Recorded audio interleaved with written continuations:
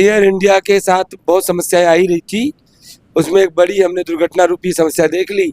तो सरकार को जांच करके इसको मजबूती से इस पे काम करने की ज़रूरत है। बाकी जिन लोगों के साथ दुर्घटना हुई है, कोई मुआवजा, कोई सांत्वना उस परिवार पर मरहम नहीं लगा सकती। किसी का पूरा परिवार उजड़ गया उसमें। नमस्कार, मैं नीरज शुक्ला, आप देख रहे हैं नीरज गिरपुर। इस समय हमारे साथ बातचीफ करने के लिए चीफ विंगर रविशंकर जी हैं। अब बात करेंगे अहमदाबाद, इतनी बड़ी घटना होती है, उसके बाद में इसको घटना को लेकर आप क्या कहना चाहते हैं? ये घटना बहुत दुखद है।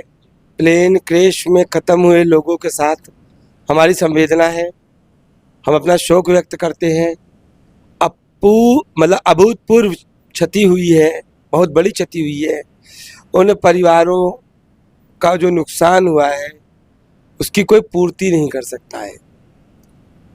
और ये जांच का विषय है कि किस प्रकार ये दुर्घटना हुई है, किसकी लापरवाही से हुई है। प्लेन टेक ऑफ जब करता है उससे पहले बहुत सारी जांचें होती हैं, जिसमें ये पुष्ट किया जाता है कि किस प्रकार, किस समस्या से कोई दुर्घटना हो सकती है, वो समस्या है कि नहीं है। तो ये जांच का विषय है और सरकार को उसकी जांच करानी चाहिए, किसकी लापरवाही से ये एयर क्रैश हुआ है। खैर, बीते दिनों में कई बार शिकायतें आई हैं एयर इंडिया को लेकर के कि एयर इंडिया की सुविधा खराब होती जा रही है बहुत ज़्यादा। कभी एसी की कंप्लेंट आ रही है, कभी और कोई कंप्लेंट्स आ रही हैं।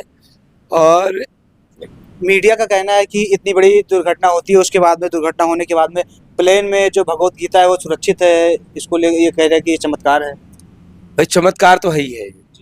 भगवत गीता और सनातन तो सदैव सुरक्षित है ही है। सनातन की सुरक्षा पर तो कोई संदेह है ही नहीं। चमत्कार तो है ही है भाई, चमत्कार है। मुझे इस पर रामचरितमानस का वो प्रसंग याद आ रहा है कि पूज्यपाद श्री हनुमान जी महाराज ने पूरी लंका जला दी, उनकी पूंछ का एक बाल नहीं जला।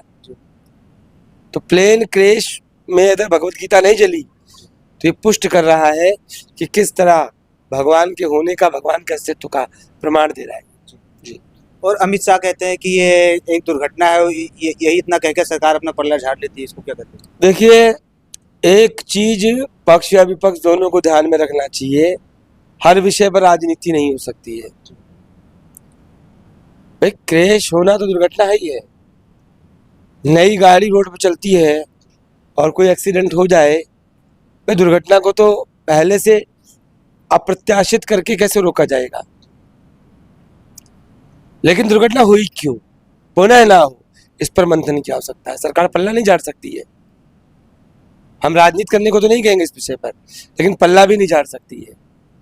जिन लोगों की जानें गई हैं, जिन लोगों के प्राण गए हैं, आगे किसी का ना जाए, उसके लिए सरकार क्या कोशिश कर रही है, क्या प्रयत्न कर रही है, ये जांच का विषय है। मैं कह रहा हूं ना, प्लेन क्रैश क्यों हुआ, इस पर सघन जांच करके पारदर्शी के साथ उसकी रिपोर्ट को मीडिया को दे करके जनता में देना चाहिए कि वास्तविक क्या कारण था जो प्लेन क्रैश हुआ। जब पायलट कॉकपिट से बार बार सिग्नल दे रहा था, चीजें बता रहा था, उसे कोई रिप्लाई क्यों नहीं मिल रहा था? क्या लोगों को मरने थोड़े छोड़ देंगे?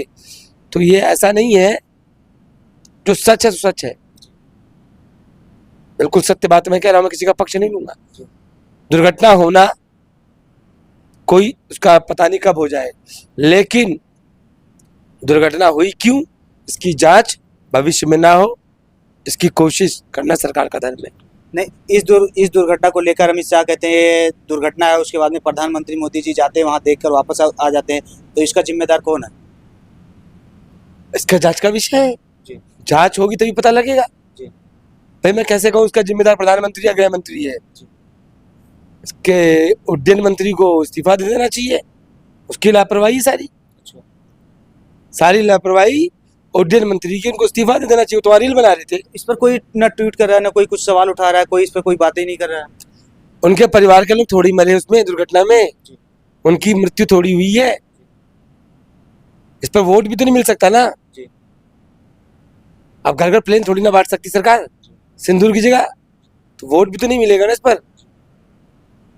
तो करे क्या आदमी भाई? घर घर सिंदूर बांटने में जब बिजी है सरकार, अब इसी में दुर्घटना हो गई, सोने पे सुहागा, अब प्लेन बांटो घर घर।